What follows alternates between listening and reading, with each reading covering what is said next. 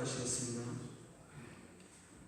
영원히 살아계신 하나님 아버지, 우리 충주교회 성도 한 사람 한 사람을 눈독자같이 보호해 주셨다가 이 복된 주님의 날에 거룩한 성전에서 예배하게 하시니 감사드립니다.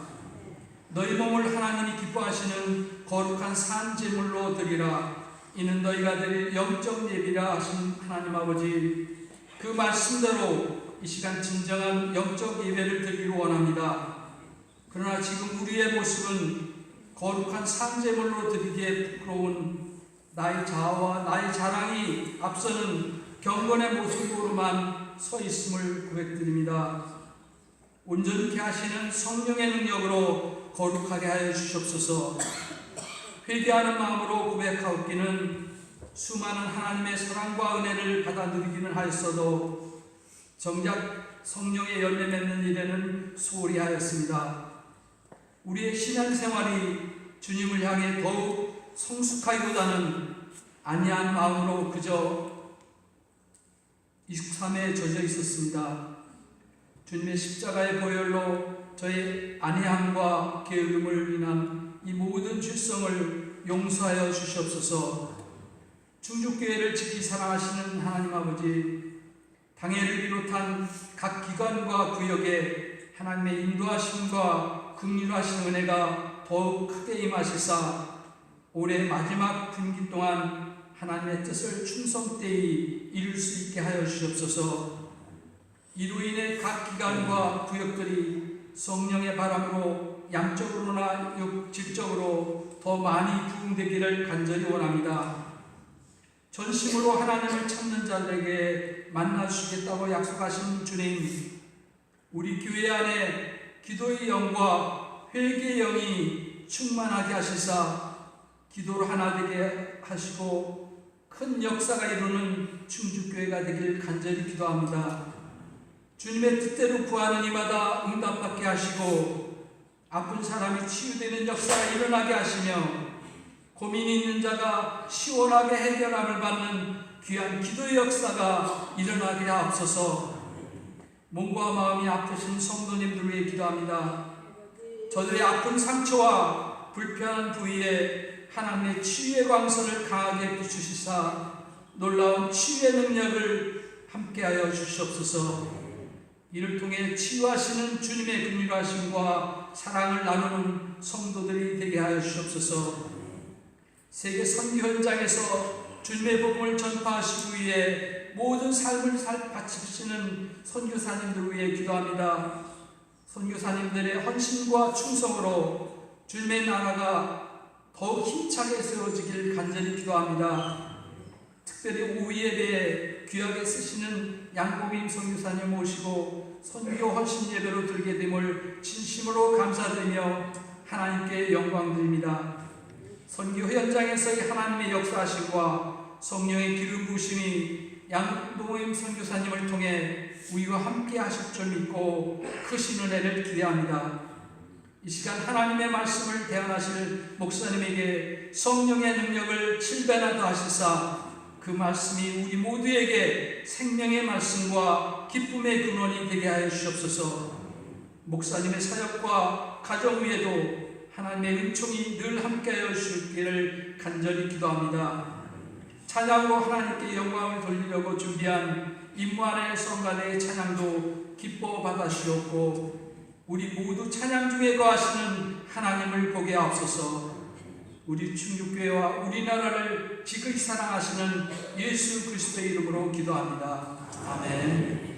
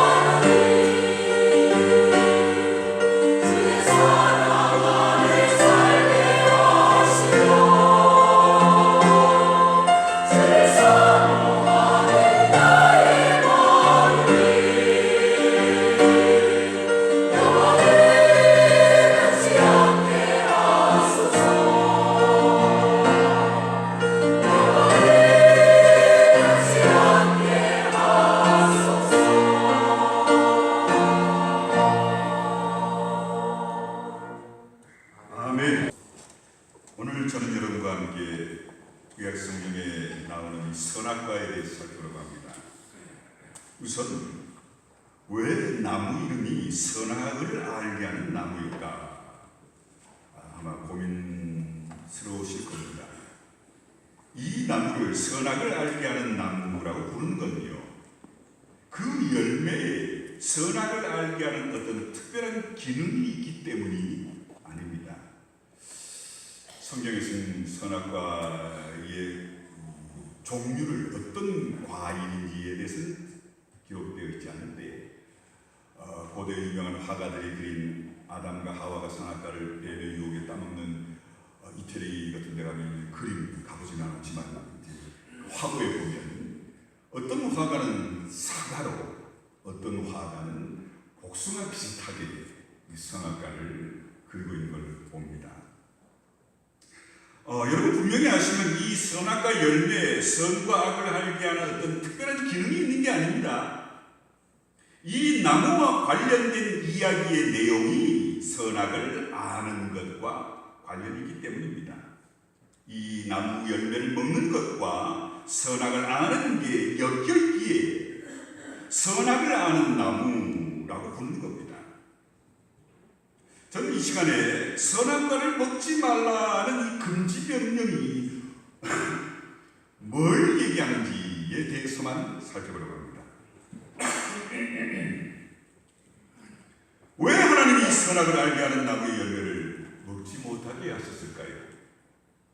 인간이 선과 악을 알면 안 되기 때문일까요? 인간이 선악을 아는 걸 하나님이 원치 않으셨을까요?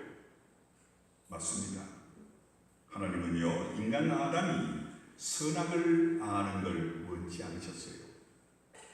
금지 명령의 내용이 뭔지를 알아야 이 선악과 이야기를 우린 제대로 이해할 수 있기 때문입니다. 선악과를 먹지 말라는 건 단순히 선악과를 금하는 게 아닙니다. 그 안에는 다른 이야기가 있습니다. 오늘 본문 앞에 나와 있는 생명나무, 에덴 동산에 있었지요. 이 생명나무에 대한 설명 이 다음에 기회가 있어서 하겠습니다만, 이 생명나무는요, 생명의 주인이신 하나님을 상징하는 겁니다. 그러면 이 나무가 생명이 있게요? 그럼 이 나무가 하나님이게? 아닙니다. 생명나무라는 건 생명의 주인이신 하나님을 그 나무가 상징하듯이 선악과도요, 하나의 상징일 뿐입니다. 아담이 피조물이라는 근본적인 진실을 한순간도 잊으면 안 되니, 그걸 기억시키기 위한 상징으로 등장하는 게 바로 이 선악과입니다. 선악과를 먹지 말라는 금지 명령이 정말로 얘기하는 게 뭐냐면은, 단순히 선악과를 먹지 말라는 게 아니라 피조물로서의 한계를 넘어가지 마라는 하나님의 명령임을 깨달으시기 바랍니다. 성도 여러분, 금지 명령에는 한계가 있잖아요. 국도는 80km 이상 달리지 마라. 속도가 한계가 있죠. 고속도로는 110km 아니면 120km 이상 달리지 마라. 금지 명령에는 한계가 있습니다. 그러니 선악과를 먹지 말라는 이야기는요, 아담아, 넌 피조물이야. 피조물은 어쩔 수 없는 한계가 있는 거야. 그리고 동산 중앙에 있는 저 선악과가 바로 너의 한계선이야. 그러니 저 한계선을 넘지 마라. 너는 자유의지를 가지고 마음껏 뭐든 할 수 있지만 저 한계선을 넘어가면 안 된다고 하나님이 말씀하시는 겁니다. 물론 성경이 이런 얘기를 하고 있지는 않습니다. 그러나 하나님께서 선악과 금지 명령을 통해 말씀하고자 하는 진짜 내용은, 아담아, 너는 피조물이니 피조물의 한계를 넘어가서는 안 된다는 것임을 여러분 분명히 깨달으시기를 간절히 축원합니다. 사실 이 아담에게는 어떤 형태든 금지 명령이 있어야만 했습니다. 선악과 금지 명령이 없었더라면요, 아마 다른 형태의 금지 명령이 있었을 겁니다. 왜냐하면 아담은요, 하나님이 창조하신 피조물 중에 특별했습니다. 창조물 중에요, 하나님의 형상대로 창조된 되는 건 아담뿐이었어요. 그렇지요? 그것뿐입니까? 하나님의 형상대로 창조된 아담에게 자유의지까지 주셨어요. 그러니 변할 수 없는 진실이 뭐냐면 하나님의 형상대로 지음받은 아담, 게다가 자유의지까지 부여받은 너 아담이, 그러나 너는 하나님께 지음받은 피조물일 수밖에 없다는 걸 알아야 한다는 걸 말씀합니다. 요즘도 이단들 중에 보면 헷갈락한 교주들이 내가 신이다, 내가 예수다, 내가 엘리야다, 이렇게 헷갈락한 인간들이 많잖아요. 이건요, 하나님이 우리 인간에게 분명히 너는 40일 금식기도 성령 충만함 받은 삼층전에 가까운 바울도 뭐라고 그랬지요? 나는 하나님 앞에 죄인입니다. 이걸 요구하시는 겁니다.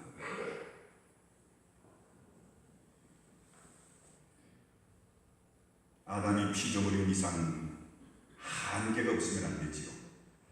피조물의 본질은 한계가 있다는 겁니다.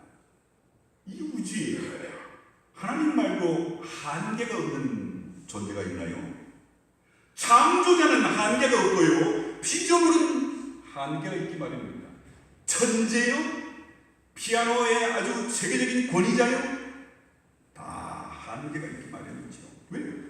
피조물이니까요. 오해하지 마십시오. 선악과가 선악을 아는 것과 아무 관련이 없다는 얘기가 아닙니다. 성경이 그 나무를 선악을 아는 나무라 이름 붙인 건 그 열매를 먹는 것과 선악을 아는 일이 관련이 있기 때문입니다. 여기서 우리는요, 선악을 아는 게 뭔가 하는 문제를 생각해 봐야 합니다. 선과 악이 뭡니까? 선악의 문제를 우리가 잘 정의한다는 건 정말 어렵습니다. 선이라는 말의 히브리어는요, 토부라고 하고요, 악이라는 히브리어는 라라고 하는데요, 이 토부라는 히브리어 선은요, 충만한 기쁨이라는 뜻도 있고요, 라라고 하는 악이라는 히브리어에는요, 충만한 고통이라는 뜻도 있습니다. 그러니 성경에서 말씀하는 선과 악은 우리가 흔히 생각하는 윤리적 차원의 선과 악을 넘어선다는 걸 알아야 합니다. 성경이 말씀하는 선과 악은 인간 생활에 나타나는 가장 깊은 불화를 나타내는 것이라는 게 정확한 이해입니다. 좀 더 설명해 봅니다. 이 선과 악은요, 언제나 함께 짝지어 존재합니다. 물론 선과 악은 분명히 다르고 서로 대립됩니다. 하지만 선과 악은 뗄 수 없이 결합되어 있음을 성경을 보면 발견할 수 있습니다. 여러분 한번 생각해 보세요. 기쁨이라는 개념, 그 모습을 여러분 어떻게 아세요? 기쁨이라는 개념을 우리가 아는 건 고통이라는 개념을 알기 때문입니다. 우리 인간이 고통을 모르면요, 기쁨도 몰라요. 그뿐입니까? 아름다움이라는 걸 모르면요, 추함이라는 개념이 뭔지를 알 수 없습니다. 추함이라는 개념을 아니 아름다움이라는 개념도 알 수 있는 겁니다. 배부름도 마찬가지죠. 배고픔도 마찬가지입니다. 빛도 마찬가지입니다. 온 세상이 3년 6개월 늘 빛만 있으면 어둠을 어떻게 알아요? 어둠이 있으니 이게 빛이구나. 빛이 있으니 이게 어둠이구나. 주변에 생명인 사람이 있죠. 색깔을 구분 못하는 걸 생명이라고 하죠. 생명인 사람은요, 빨간색이 뭔지, 노란색이 뭔지, 파란색이 뭔지를 모른다지요. 저는 모르겠습니다. 생명이 아니면. 마찬가지입니다. 토부라는 선과 라라는 악은 홀로 존재할 수 없습니다. 같은 뿌리에서 나왔습니다. 오늘 성경이 그걸 얘기합니다.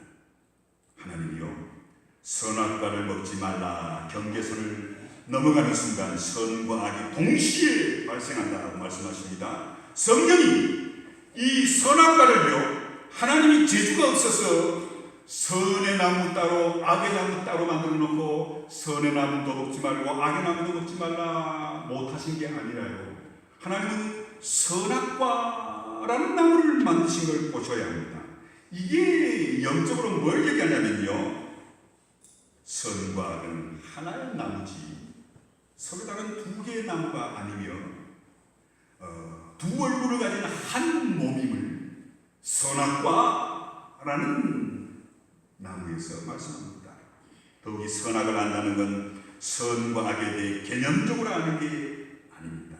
선악을 안다는 건요, 우리의 삶이 선과 악이라는 대립과 갈등의 틀 속에서 이루어진다는 걸 말합니다. 우리가 행하는 선함 속에 악의 손길이 작용할 수 있고요, 우리가 행하는 악함 속에 선의 그림자가 어른거릴 수밖에 없다는 걸 여러분 아셔야 합니다. 우리 인간이 아무리 금식하고 철회하고 선하게 살려고 해도요, 우리는 두렵습니다. 내가 정신 차리지 않으면, 기도하지 않으면, 영적으로 깨어있지 않으면 아무리 금식하고 철회하고 성령 충만을 받아도 사탄의 손에 넘어갑니다. 우리 속에는 항상 선과 악이 공존한다는 겁니다. 자, 성도 여러분, 선과 악을 안다는 말이 담고 있는 바가 겁니다. 하나님은 이런 진실을 아셨어요.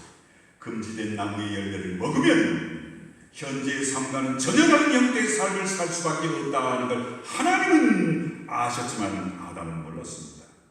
보세요. 선악을 알기 전에 아담의 존재와 삶에는 어떤 분열도 없었습니다. 존재가 하나로 통합됐고요, 삶도 통합된 한 덩어리였습니다. 하나님이 아담이 혼자 사는 게 안타까워 하와를 그의 갈비뼈로 만들어줬을 때 아담과 하와가 넌 여성 나는 남성 우린 둘 서로 달라 이렇게 하지 않았죠? 왜? 선악과를 먹기 전에 아담과 하와는요 하나였어요. 벌거벗어도요 부끄럽지 않았습니다. 그건 서로가 하나였다는 겁니다. 그런데 선악과를 먹고 나니 여성 남성 벌거벗었네, 아이고 창피해라. 존재에 대한 균열이 생기기 시작했고, 그로 인해 내적으로 갈등이 일어나기 시작한 게요, 선악과를 먹고 난 다음부터입니다. 우리는 다 선악을 알고 있습니다. 그래서 아무리 선한 사람도요, 악의 유혹과 공격을 받지 않는 사람은 없고요, 제 아무리 청성교도서 극악무도한 장기수들만 가두고 있는 청송감호소에 있는 흉악무도한 범인들도요, 양심의 가책이라는 고통을 받는답니다. 자, 하나님은요, 이 모든 사태와 진실을 다 아셨어요. 아담은 아직 선악을 알지 못하기에 선악을 아는 게 어떤 사태를 가져올지 알 수 없었지만 하나님은 아셨어요. 그래서 그 나무를 선악을 아는 나무라고 이름 붙인 겁니다. 그러니 선악을 아는 건 선악과를 먹는 결과와 관련된 거지, 선악을 아는 것은 선악과를 먹지 말아야 할 이유와 관련된 건 아닙니다. 여기서 주목해야 할 것은 죽음이라는 겁니다. 성경은 놀랍게도 죽음을 선악을 아는 삶과 하나로 묶고 있습니다. 선악을 아는 삶이 바로 정령 죽으리라, 선악과를 먹으면, 선악을 알게 되면 죽으리라 라고 선악과와 죽음을 한데 묶고 있습니다. 그러니 선악을 아는 것과 죽음은 사실상 같은 내용이라는 겁니다. 성경이 말씀하는 내용의 죽음은요, 생물학적인 죽음을 말하는 게 아닌 걸 아셔야 합니다. 성경이 말씀하는 죽음이라는 건요, 존재가 없어져 멸해지는 것, 불에 타서 흙이 되는 것, 썩어 없어지는 것, 그걸 죽음이라고 하지 않습니다. 성경이 말씀하는 죽음은요, 더 이상 하나님 앞에서 살 수 없는 모습, 더 이상 하나님 앞에서 살 수 없으나 그러면서도 하나님 앞에서 살아야 하는 모습, 하나님에게서 추방된 자, 하나님의 복을 잃어버린 자, 저주받은 자로 사는 모습. 그래서 성경이 말씀하는 죽음이란요, 하나님으로부터 생명을 은혜로 공급받지 못한 채로 살아야만 하는 모습을 성경은 죽음이라고 말합니다. 지옥은요, 영원히 죽지 않고 고통받는 곳입니다. 죽으면 지옥 가서 끝입니까? 아니죠. 구원받지 못한 자는 죽으면 영원한 지옥에 가서 영원히 죽지 않고 고통받습니다. 지옥도 하나님의 손 안에 있습니다. 하나님의 관할 아래 있지요. 성도 여러분, 그래서 이 선악을 안 후에 찾아오는 죽음은요, 저주고요, 비참하고요, 무겁고요, 잔인한 겁니다. 그런데 놀라지 마십시오. 사람들은 모두 다 나는 지금 살아있어 생각하는데요, 성경적으로 보면 생명을 살고 있지 않은 사람들이 많죠. 원칙적으로는 하나님 앞에서 살지만 실제적으로는 하나님 앞에서 살지 못하는, 생명을 살지 못하는, 죽음을 살고 있는 교회와 성도들도 없지 않아 있지요. 여러분, 이 하나님 밖에서의 삶, 하나님의 은혜 없이 그저 살아야 하는 이 죽음의 삶이 어떤 모습인지 아세요? 그저 살아야만 하는 삶, 흔히 말해 죽지 못해 사는 삶, 또 죽고 싶어도 죽을 수 없는 삶, 견뎌내야만 하는 삶, 죽지 못하니 견뎌내야만 하는 삶, 이게 바로 성경적인 삶의 모습입니다. 죽음의 모습입니다. 그러기에 엄격하게 말하면요, 이 땅의 모든 사람들은요, 하나님이 정령 죽으리라 했던 바로 그 삶을 살고 있는 겁니다. 죽음이라고 부를 수밖에 없는 그런 삶을 인간들은 살고 있지요. 바로 이게 선악을 아는 자의 삶의 결과였습니다. 이 삶은요, 선악을 알지 못하는 에덴에서의 삶과는 전혀 다릅니다. 선악을 알지 못하는 삶과 선악을 아는 삶은 모든 게 달랐어요. 내용도, 차원도, 생명의 결과도 다를 수밖에 없죠. 아담과 하와가 선악과를 먹은 다음 곧바로 에덴 동산에서 추방당한 것도 이 때문입니다. 하나님께서는요, 선악과를 따먹음으로 죽음과 필연적으로 살아야 하는 이제부터는 에덴의 삶이 아니라는 걸 보여주기 위해 아담과 하와를 에덴 동산에서 추방하는 상징적인 조치를 취하신 겁니다. 왜? 에덴 동산에서는 선악과를 먹기 전에 에덴 동산의 삶은 죽음과 상관없는 삶이었기에 선악과를 따먹은 아담과 하와는 이제 죽음과 상관된 자이기 때문에 거기 있어서는 안 됩니다. 에덴 동산에서 삶을 살 수 없으니 상징적으로 다 쫓아낸 겁니다. 선악의 세계는 죽음의 세계입니다. 그런 면에서 선악과를 먹지 말라 금지 명령은요, 인간의 삶이 죽음의 세계로 떨어지지 않도록 지키기 위한 방편이었습니다. 그런데 사람들은 뭐라고 얘기합니까? 아니, 왜 목사님, 하나님은 괜히 선악과를 만들었어요? 세상을 이 지역으로 만들었는지 모르겠어요. 에덴 동산은 좋은데 왜 선악과를 만들어? 그 에덴 동산에서 희희낙낙거리며 복된 삶을 못 사도록, 살지 못하도록 유혹하셔야 할 이유가 있었나요? 이렇게들 참 염장을 지르지요. 그러나 성도 여러분, 분명히 아셔야 합니다. 하나님은요, 다시 말씀드리지만 우리에게 깨닫게 하시는 건, 피조물은 한계 안에서만 피조물로서의 생명을 누릴 수 있도록 만드셨습니다. 여러분 보세요. 멍멍이 개가, 여러분 가정에 키우는 고양이가 성장을 멈추지 않고 공룡만치, 존재했다는 공룡만치 성장한다면 어떻게 될까요? 사과나무, 감나무 여러분 키우시는데 정말 구름까지, 하늘의 구름까지 사과나무, 감나무가 자란다면 어떻게 될까요? 땅의 강물과 시냇물이 다 흘러가는 바닷물이 그냥 세월이 흐를수록 점점 수위가 높아진다면 이거 어떻게 될까요? 그런데요, 하나님은 모든 피조물에게 다 한계를 만드셨습니다. 특히 사람은요, 자유의지를 가진 존재이기에 더더욱 한계가 있어야만 했습니다. 특히 이 자유의지를 가진 존재에게 한계가 없다면 세상이 어떻게 될 줄 아세요? 정말 황당하고 놀라운 일이 벌어질 겁니다. 내 마음대로 살 거고요, 내 마음대로 죽이고요, 내 마음대로 살리고요, 내 마음대로 못할 일이 없는 세상이 됩니다. 아마 인간이 하나님 없이 살게 되는 세상이 올 겁니다. 지금도 그런 세상으로 과학자들이 만들려고 착각을 갖고 연구하고 노력하잖아요. 그래서 하나님은요, 에덴 동산에 있는 아담에게 한계를 분명히 가르치셔야 되겠습니다. 너의 한계는 이거다. 이 한계를 넘지 마라. 이 한계를 넘으면 너는 선악을 알게 되고, 선악을 알게 되면 너의 삶은 더 이상 생명을 살지 못하고 죽음을 살게 될 것이다. 그러니 이 한계선을 철저히 지켜라. 이게 선악과 금지 명령을 통해 하나님이 하신 일임을 아셔야 합니다. 우리는 이 선악과가 사과나무냐, 배나무냐, 감나무냐 이것까지 골몰할 필요는 없습니다. 이 선악과는요, 하나님이 우리 인간에게 주신 하나의 상징물이었습니다. 이게 잘못인가요? 인간을 악으로 유혹이라도 한 걸까요? 아닙니다. 하나님께서 선악과로 인간을 테스트했다라고 생각하는 분들도 있지요? 아닙니다.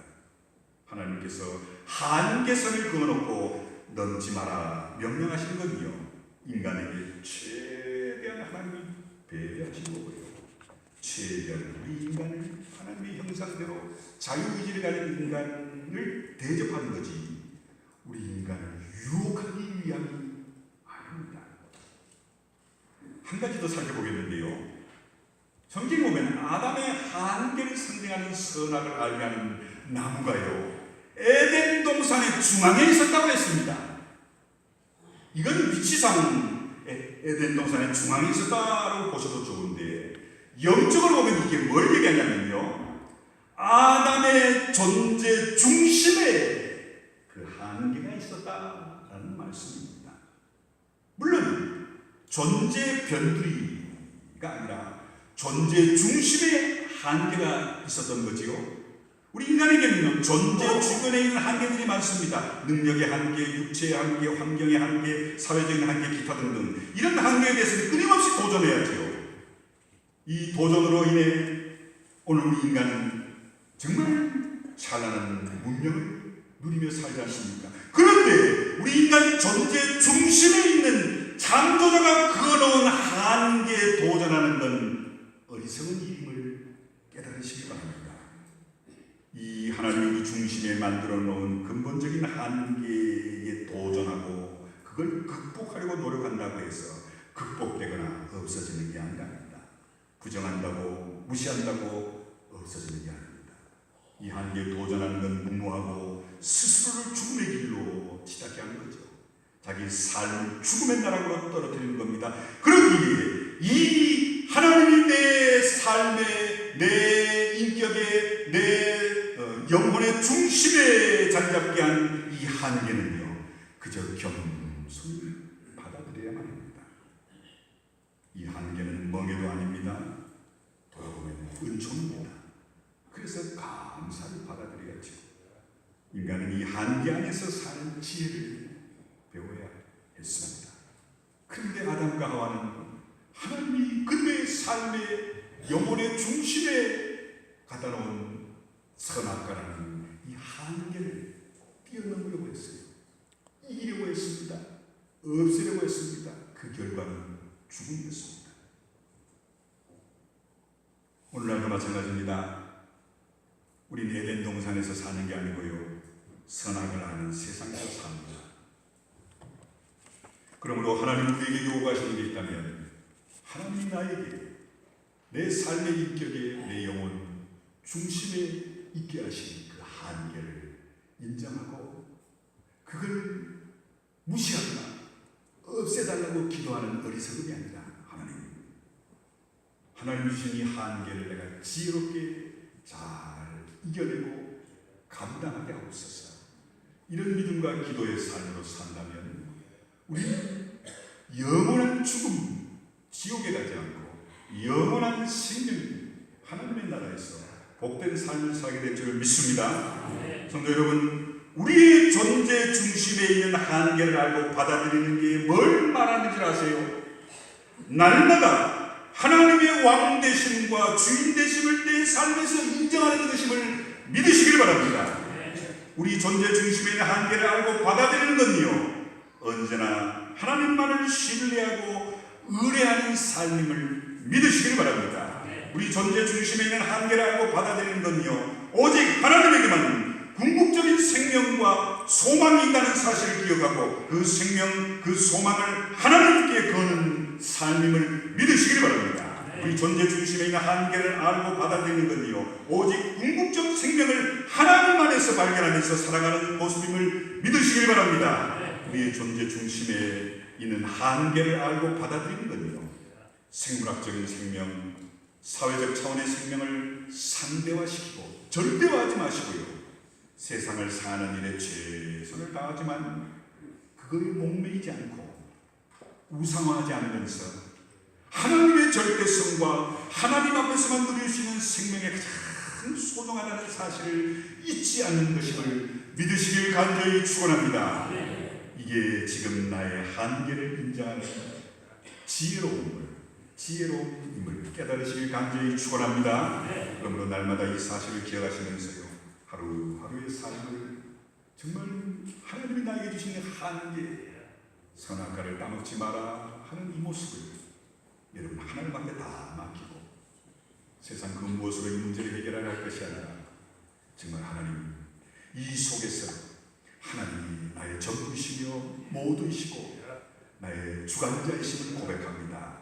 이런 삶을 살 때 하나님 우리를 예수 그리스도의 십자가의 보혈의 은혜로 영원한 생명의 호흡을 살게 하는 그곳에 살게 하실 줄 믿습니다. 기도하겠습니다. 고마우신 아버지 하나님, 우리는 하나님이 왜 내게 나로서도 어찌할 수 없는, 누구도 건드릴 수 없는 한계를 주셨습니까? 이것 때문에 답답하고 부끄럽고 추하고 못나고 성공하지 못했고 실패했으니 주여 해결하옵소서. 어리석게 이런 기도를 했던 우리를 돌아봅니다. 주여 용서옵소서. 이제는 하나님이 내 중심에 두신 그 한계 앞에 겸손하게 하옵소서. 더욱 하나님을 의지하게 하옵소서. 하나님이 나의 삶과 죽음의 주관자이심을 내 가정과 자녀, 생업, 직장의 건강에 우리 교회의 주인이심을 오히려 인정하고 고백하며 그 속에서 성도로서 지혜로운 삶을 사는 우리 모두에게 주시옵소서. 예수님의 이름으로 기도합니다. 아멘.